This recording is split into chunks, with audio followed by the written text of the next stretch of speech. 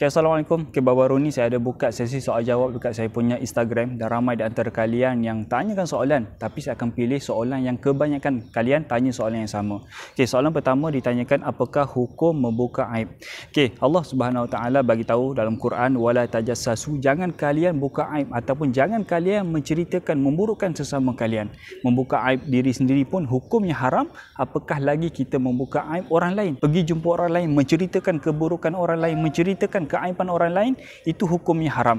Adapun kita ceritakan kepada orang lain benda tu tak pernah berlaku, itu hukumnya fitnah. Adapun menceritakan keburukan keaiban orang lain, hukumnya haram dan Allah tak akan ampunkan dosa kalian. Meskipun kalian bagi sedekah, meskipun kalian pergi umrah, jaga mak ayah, tak tinggal solat, tapi menceritakan keaiban orang lain, maka di sana Allah tak akan ampunkan dosa kalian. Kerana hukum membuka aib ini haram dan dosa untuk sesama manusia hanya boleh diselesaikan sesama manusia. Sebab itulah Allah gelarkan ada satu kumpulan yang mereka ni miskin dekat akhirat.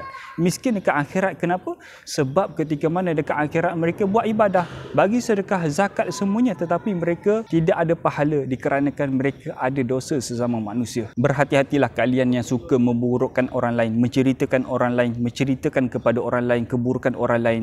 Sekali kita mengaibkan orang lain, maka sekalilah Allah akan membuka aib kita walaupun kita berada dalam rumah kita. Seandainya kita ceritakan kepada 10 orang akan keburukan orang lain, akan keaiban orang lain, maka Allah akan buka 10 keaiban kita. Cuba bayangkan berapa ramai yang kita buka aib tu, berapa ramai yang tahu, maka itulah yang kita akan terima balasan oleh Allah Subhanahu Wa Taala. Okay, Assalamualaikum. Okay, kita kembali kepada soalan seterusnya, itu soalan yang kedua.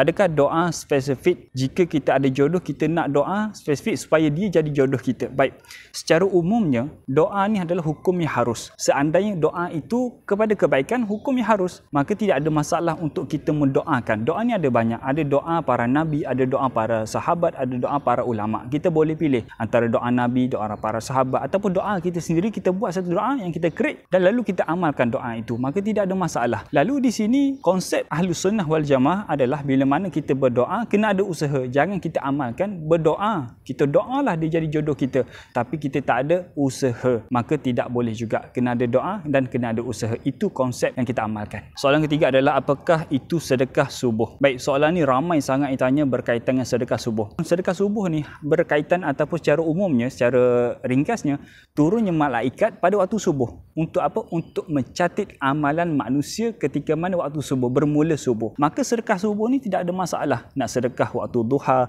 waktu tengah hari. Cuma para ulama mengatakan afdal, sebaiknya sedekah pada waktu subuh. Sebab apa? Kita mulakan hidup kita pada hari itu dengan sedekah. Mulakan hidup kita dengan melakukan kebaikan. Baik, soalan yang seterusnya yang ditanyakan, ada hadis yang belajar sampai ke negara China. Betul, ada hadis yang mengatakan belajar sampai ke negara China. Cuma hadis ni bukan sahih.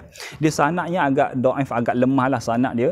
Tapi bukan kita tak boleh nak manfaatkan hadis ni, boleh. Kerana hadis ni kalau kita faham betul-betul, belajar sampai ke negara China, ulama bagi pandangan belajar dekat mana-mana pun, seandainya di sana ada ilmu, di sana adanya guru, maka pergilah ke sana. Meskipun di sana itu luar daripada negara kalian, maka pergilah. Kalau di sana adanya ilmu, maka ilmu ni luas. Di mana-mana pun kita boleh belajar. Yang penting kita belajar. Okey, soalan yang kelima, bolehkah kongsi tentang Sayyidina Ubaidah radhiyallahu taala anhu? Okey, pertama sekali nama penuhnya adalah Abu Ubaidah Al-Jarrah. Ini saya dah buat video dekat YouTube, boleh tengok, berkaitan Sayyidina Ubaidah Al-Jarrah. Dia ni di antara sahabat Nabi yang terawal masuk agama Islam dekat kota Mekah. Beliau juga diuji oleh Allah bila mana dalam satu medan peperangan Allah ketemukan di antara Abu Ubaidah Al-Jarrah dengan ayahnya sendiri, yang mana ayahnya bukan Islam, maka mereka bertempur di antara satu sama lain. Nak lebih lanjut boleh tengok dekat YouTube. Okey, soalan yang seterusnya, kalau kita ziarah ahli kubur, adakah si mati tahu yang kita ni ziarah dia?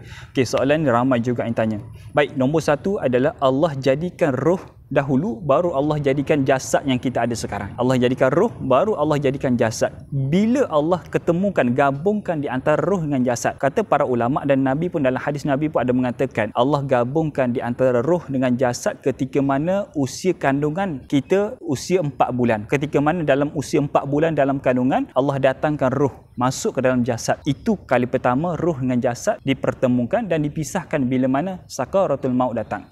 Lalu adakah si mati tahu bila mana kita pergi ke ziarah kubur si mati? Alam roh dengan alam kita dunia berlainan. alam roh, kata para ulama, panca indera mereka ni sangatlah tinggi. Sebab itulah sebabnya bila mana kita lalu kubur, kita bagi salam. Meskipun ramai ahli kubur, adakah mereka dengar? Jawapan para ulama, mereka dengar. Kerana panca indera mereka sangatlah sensitif. Tak macam kita.